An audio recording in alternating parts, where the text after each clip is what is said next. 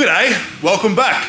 Today, I'm gonna teach you how to bench press. Now, there are a lot of ways to do this. There are a lot of ways to skin a cat, but I'm gonna show you the best fucking way to get the most out of your bench press and stay injury free. Let's go, baby.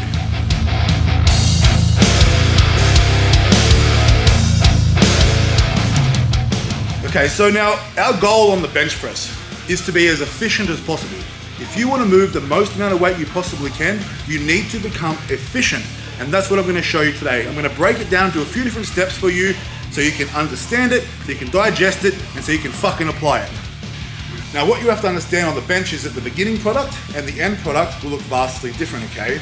In the beginning, we need our focus to be on control of the barbell and mastery of technique, okay?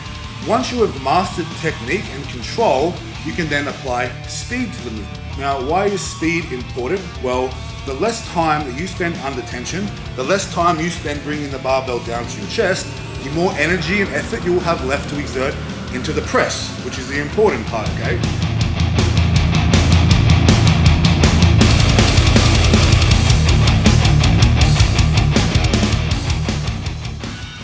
Okay guys, so I'm gonna go over the entire bench press with you right now, and then after this I'm gonna give you a visual demonstration, okay, to help you. Now, we'll start with the setup. Now, the setup is very important because that is the start of the entire movement. And like any other lift, it's important to have a routine, to create habits, so you do it the same every time. The more consistent you are with your setup, the better the end product will always be, okay? So, when we set up, I like to slide back underneath the bench, which you will see. When I'm in position, I set my hands on the barbell. Now, when I'm bench pressing, typically with a competition grip, I will go 81 centimeters from index finger to index finger. Now, when you look at a barbell, you'll see two lines. That is 81 centimeters apart. That is the maximum legal comp width that you can use in competition. So there's not much point training with a wider grip. However, there is a point training with a closer grip, but that's a conversation for a different time. So now that we have our grip, we're gonna set our feet. Now, our foot position is also very important. Our feet are our base, and that is where we get our leg drive. So if we have no leg drive on our bench, we may as well have our feet up in the air, okay? That is our balance and that is our stability. Now, we want to have our feet in the position. Well, this actually depends on whether you are a flat foot bench presser or you bench press on your toes. This will depend on the federation you compete in. Maybe you don't compete. But if you want to get the most out of your bench press, I recommend on your toes, but some federations won't allow that. Now, when you're setting up, make sure you allow yourself room to slide underneath the barbell. If you're a flat-footed bench presser, you're gonna need to have your feet maybe a little further forward, but if you're on your toes, bring them back. You're gonna slide yourself under the bar, which you will see, and it's gonna create that arch-like position. Now, the arch isn't just an arch for the sake of it, okay? What the arch is, it is thoracic extension, okay? It is us driving our shoulder blades back as hard as we can, squeezing them together and shoving them down. Now, this is called scapular retraction and depression. Now, these are very fucking important things to remember if you want to remain injury-free. Now, the scapula, that will dictate the position of your elbow. So you hear people talking about tucking their elbows, flaring their elbows. The focus should not be on the fucking elbows. The focus needs to be on the scapula.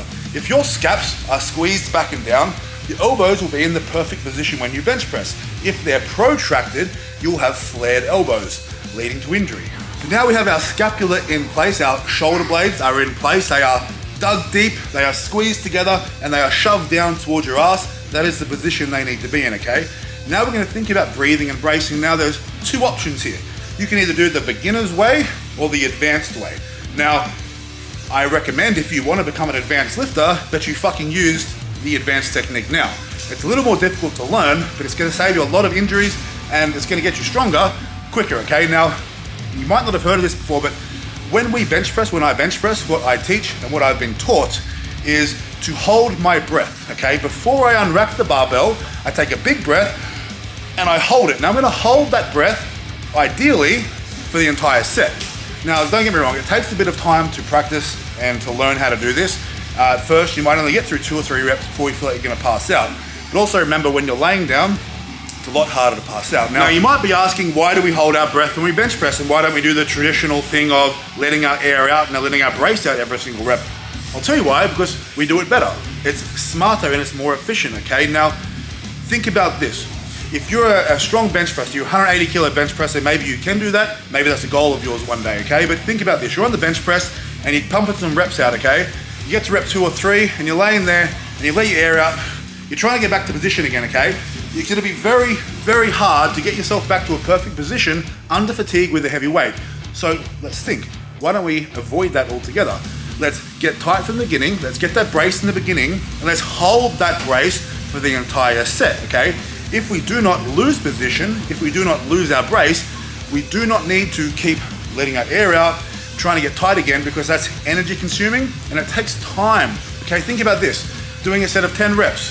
If I let my air out, let my brace off every single rep, and I'm gonna get it every single rep, I'm gonna get it back to position, it's gonna take a lot longer than if I hold my brace and just complete the 10 reps, okay? It's gonna split the time in half, and I think that means you can actually get more repetitions in.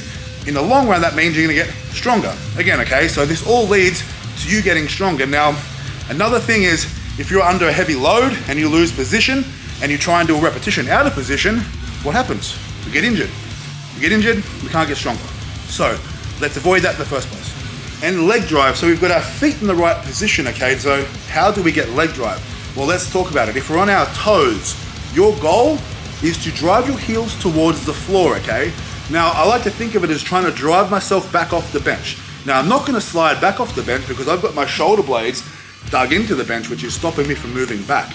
And that's why we chalk our backs as well. It stops us sliding, okay? So driving your heels towards the floor the entire time.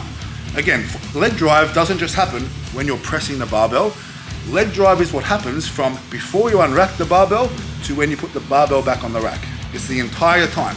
That is stability. The harder you're driving your legs, the more consistently you're driving your legs, the more stable you're gonna be, and the end product, again, is gonna be better. Now, in regards to equipment, what can you use, what should you use on a bench press? Now, things that I definitely recommend, wrist wraps, and a belt, okay? They're two essentials I think are fantastic. A lot of people don't like to use belts on a bench press, but it doesn't make you weaker, and I think it gives you something to brace into, okay? I think it helps with stability. Wrist wraps, obviously wrist support. You can use it in competition, you can use this in competition, so why not use them in training? They're tools, they're gonna help you get stronger, okay? Now, elbow sleeves. Now, this is a tricky one. Can't use them in competition, but I do think they play a purpose in longevity and obviously remaining pain-free and injury-free when we're bench pressing. They don't necessarily add kilos to my bench press. They're a loose sleeve, but they do add compression. And for me personally, I like that. These aren't essential, but I definitely recommend them. So there's something you can think about with your training. In terms of footwear, now I train barefoot. I can't compete barefoot, so closer to competition, I'll chuck my shoes back on, but generally, just a flat shoe if I'm benching on my toes. If you're benching on your heels, you might like a raised lifting shoe, that's up to you, but definitely play around with a few things and just remember that not using equipment doesn't get you extra points. Sometimes it's smarter to use it, so perhaps have a think about that. Now, when it comes to bar path and where you touch the barbell on your chest, it's gonna change from person to person, but a mistake that I see a lot of people making is they're starting with their first repetition out of the groove, and you'll see this in their bench. If they're doing a set of 3 or 4, their first repetition will look almost painful and really slow on the way down, especially on the first rep. They'll touch their chest, they'll press it, and their subsequent reps, the reps that come after that, will be a lot easier. Now, that shouldn't be the case. The first rep should be the easiest rep. If your first rep is harder than your other reps, then there's an issue. So what that generally means is you're starting with the barbell too high. So when you've unracked the barbell, you haven't brought the barbell down low enough, okay? Now, there's always gonna be a slight angle back and forth in the bar path, but we don't need to try and do that. That should happen naturally. What I like to think about is trying to make the barbell go straight up and down. Now, if I do that, it's always in the perfect spot. The first repetition is very much close to going straight up and down, just the same as the other reps, okay? So essentially what you need to do is have a look at your videos from the side and be like, does the first rep look different to the other reps? And are the other reps easier than the first rep? And if the answer is yes, well then you just need to start that first rep from where you're starting the other reps from. Does that make sense? Now, when it comes to where on your chest do you touch, and again, this will dictate the bar path a little bit, but normally it's around the sternum, the hard part here.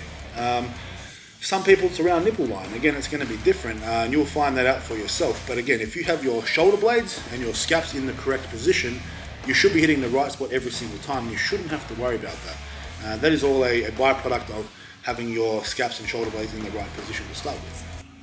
Here are just a few different videos and examples of everything that I just spoke about, showcasing it for you so that you can see it in action. I hope this helps.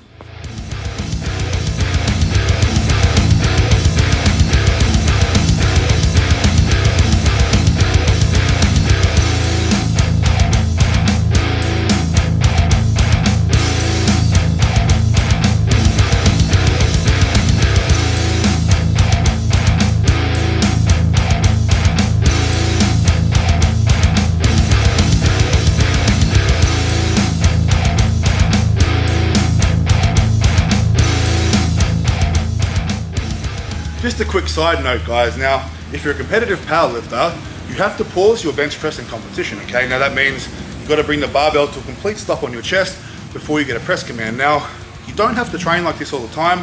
For me personally, I think it's a very easy skill to learn and to relearn.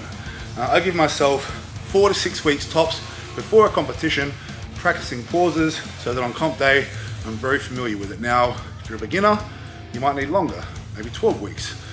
Even off season, sometimes I'll incorporate it so I don't forget, but it's not a hard thing to do, so don't stress yourself out with it. Unless you're competing, you don't have to pause it, but if you're competing, just consider that and obviously throw some pausing in close to competition. So that's how I bench press, that's how I teach the bench press, and if you apply that to yours, I guarantee your bench is going to explode, okay? Now I appreciate your support, I hope you got something out of this. Remember, I sell merch, I offer online coaching and programs, so if you're interested in getting stronger, you want to be the strongest version of yourself, send me an email, I'll get back to you and we can get to work. But guys, I fucking really appreciate everyone who comes. Please drop a comment and I'll always reply. And until next time, go to the fucking gym.